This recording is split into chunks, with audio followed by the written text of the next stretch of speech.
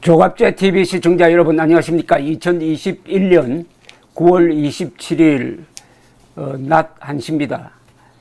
박영수 전 특검과 곽상도 의원은 정치 이념적으로는 서로 대치점에 있습니다. 박영수 전 특검은 특검 시절에 이 곽상도 수석이 모시던 박근혜 대통령을 수사하고 기소하는 데 핵심적 역할을 했습니다. 그런데 공통점이 있습니다. 박영수 전 특검의 딸 곽상도 의원의 아들이 이 화천대유에서 같이 근무를 했습니다. 도저히 서로 합치될 수 없는 가게인데 아들, 딸을 한 회사로 모은 힘은 역시 돈 아닐까요? 그래서 이 자본주의라는 말이 잘 만든 단어라는 생각이 듭니다. 캐피탈리즘을 일본 사람들이 명치유신 이후에 번역을 할 때 자본주의라고 했습니다. 어떻게 보면 자본주의라는 말이 캐피탈리즘보다 그 체제의 근본을 잘 표현한 것이라고 볼 수가 있습니다. 다만 그때 번역할 때 잘못 번역한 게 몇 가지가 있는데 민주주의를 잘못 번역한 겁니다. 디모크라시는 민주제도라고 해야 되는데 이걸 민주주의라고 번역을 해놓으니까 이게 도그마가 되고 말았습니다. 또 하나 잘못 번역한 게 있습니다. 민족이란 말입니다. 네이션 폴크는 국민으로 번역을 해야 되는데 일본 사람들이 그걸 민족으로 번역을 했어요. 그게 한국에 들어와서 이 과도한 이 종족적 개념의 민족주의로 타락하는 그런 길을 열어놓았습니다. 이 장명을 잘 못하면은 평생 고생을 한다는 좋은 예입니다. 그런데 박영수 전 특별검사 딸이 화천대유가 보유한 대장동 아파트를 최근 분양받은 것으로 확인이 됐다고 조선일보가 방금 보도했습니다. 토지 보상 담당 직원으로 지금 화천대유에서 일하고 있는 40살 딸입니다. 곽상도 의원의 아들은 31살인데 퇴직금으로 50억 원을 받은 사실이 어제 확인이 되었습니다. 이 50억 원은 세금을 제하기 전입니다. 세금 제하면 약 20여억 원입니다. 근데 이 박영수 전 특검 딸은 현재 퇴직 절차를 밟고 있다고 합니다. 이 조선일보 보도를 보면은 지난 6월 화천대유가 분양한 대장동 아파트 한 채를 분양받은 것으로 나타났는데 이거는 다른 사람에게 분양이 되었다가 계약이 취소되는 바람에 화천대유가 관리해 오던 회사 보유분이었다고 합니다. 박 전 특검 측은 박 전 특검 딸이 종전주택을 처분해 마련한 자금으로 분양대금을 정상적으로 납부했다. 특혜는 없었다라고 했습니다. 인수하면서 이 아파트를 인수하면서 치른 분양대금은 6억 원에서 7억 원으로 알려졌다고 하는데 현재 이 아파트는 15억 원의 시가를 가지고 있다고 하니까 그 차액이 한 8억 원 됩니다. 이 박 전 특검 딸은 2015년 6월 화천대유에 입사해가지고 최근까지 근무해 왔고 퇴직 절차를 밟고 있는데 퇴직금이 얼마냐 이게 또 관심사가 되고 있습니다.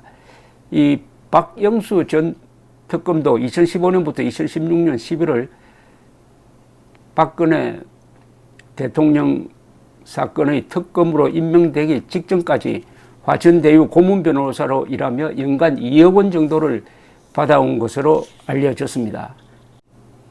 곽상도 의원 아들은 어제 입장문을 발표를 했는데 말씀드리기에 앞서 현역 국회의원의 자식으로 당연히 이러한 논란에서 자유로울 수 없다는 것을 잘 알고 있습니다. 다만 저는 너무나 친밀하게 설계된 오징어 게임 속의 말일 뿐입니다.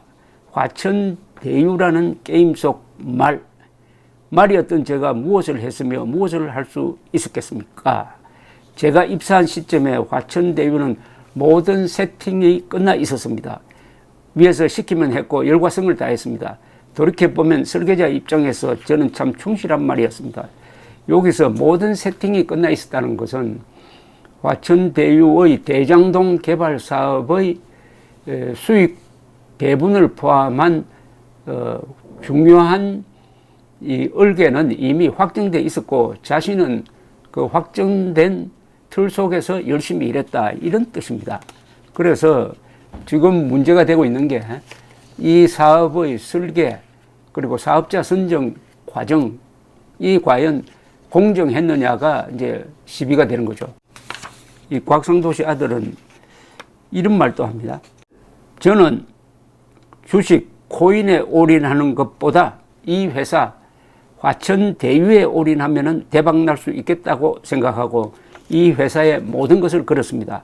일 열심히 하고 인정받고 몸 상해서 돈 많이 번 것은 사실입니다. 사건의 본질이 수천억 벌 수 있도록 만들어 놓은 설계의 문제입니까? 그 속에서 열심히 일한 개인의 문제입니까? 이렇게 이 책임을 설계자에게 돌렸습니다. 이 설계자로 지목되고 있는 사람이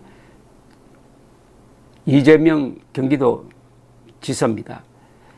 일 열심히 하고 인정받고 몸상해서 돈 많이 번 것은 사실입니다. 요거는 곽상도 씨 아들이 생각하는 이 50억 퇴직금의 이유일 것입니다. 그런데 오늘 화천대유 소유자인, 사실상 소유자인 대주주지만은 이 김만배 씨가 경찰에 소환되면서 기자들에게 한 이야기는 그 50억은 산재 성격이라고 했습니다. 산재라는 것은 여기 적혀 있는 대로 몸 상해서 돈 많이 번 것은 사실입니다 할 때 이 몸이 상했다는 거죠. 너무 열심히 일하다 보니까 몸을 상했다. 그래서 거기에 대한 산재 개념이다. 그러면 산재로서 50억이 적정하느냐 하는 또 다른 논란이 이어질 것으로 보입니다. 이번 이 사건을 들여다보면서 서두에서 말씀드렸지만은 여야 또는 좌우 이런 걸 가리지 않고 이 대장동 사업에는 많은 정치인들, 법조인들 또는 언론인들이 관련이 되었다 하는 것을 확인할 수가 있습니다. 이 사람들이 누구냐 하면은 대한민국에서 지금 권력을 행사하고 있는 사람들입니다. 그 권력이 사적 권력이든 공권력이든 영향력이 큰 사람들입니다. 즉 언론인, 그리고 검사, 판사, 변호사 출신, 판사도 대법관 출신, 이런 사람들이 엉켜 있습니다. 이 사람들을 저는 신종 사자 계급이라고 부릅니다. 사는 선비 사자인데 조선제에 비교하면 양반이란 뜻도 있고 과거 시험 합격자란 뜻도 있습니다. 조선조에서 권력을 행사했던 사람들은 군인도 아니고 장사꾼도 아니었습니다. 이 사람들이었습니다. 이 사자였습니다. 사자.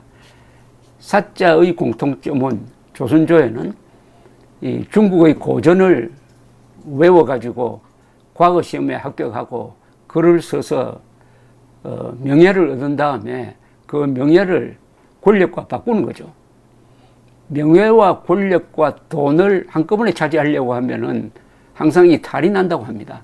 명예를 추구하는 학자나 종교인들은 명예만 가져야지 권력을 탐하면 안 된다는 겁니다. 동시에 권력을 지향하는 사람은 명예, 돈에 신경을 쓰면 안 된다는 겁니다. 반대로 돈벌이 하는 사람들은 권력과 저 명예와는 먼 곳에 있다. 이 일종의 직업 구분이죠. 직업의 영역이 다르다는 건데 이게 후진국으로 갈수록 요 세 개를 한 사람이 다 차지하려고 하다가 거기서 문제가 생깁니다. 바로 대한민국이 아직도 조선조적인 그런 권력의 속성이 있다는 게 이번 이 사건으로 설명이 잘 됩니다. 어떤 사람분들은 대한민국이 바로 후조선이다라고 하는데 그건 지나친 이야기고 후조선은 북한이죠. 그래서 국호도 조선민주주의 인민공화국 아닙니까? 북한의 조선민주주의 인민공화국은 그게 전부 다 거짓말입니다. 조선만 빼고는 전부 거짓말입니다. 민주주의도 아니고 인민도 없고 그리고 공화국도 아니죠. 수령 전체주의인데 왜 북한이 조선조의 후예냐 하면은 북한에서 지금 정권 잡고 있는 사람들이 노동당 간부들입니다. 노동당 간부들도 조선조의 이 양반 선비들처럼 오로지 공산주의 이념, 주체사상 이런 것만 달달 외워가지고 지금 나라를 이끄니까 그게 잘 되겠습니까? 과거의 쓰레기통에 들어가야 할 그런 논리를 끄집어내가지고 21세기의 나라를 이끌고 가니까 오늘날과 같은 이런 참상을 빚고 있습니다. 이승만 박정희의 위대한 업적은 이 사자, 조선조적인 양반 성향의 사람들을 배제하고 군인들을 밀어주고 기업인들을 키우고 과학기술자들을 육성을 해서 이런 문명 건설에 성공했는데 1987년을 기점으로 해가지고 민주화 시대로 들어가니까 그동안 다소 힘이 약해졌던 이 사회에 속하는 기자, 검사, 판사, 정치인, 지식인, 교사인은 시민단체 이 사람들이 권력을 잡고 지금 발호를 하는 시기가 됐습니다. 그게 이번 이 대장동 사건에서 하나의 집약적인 모습으로 표현되고 있다. 감사합니다.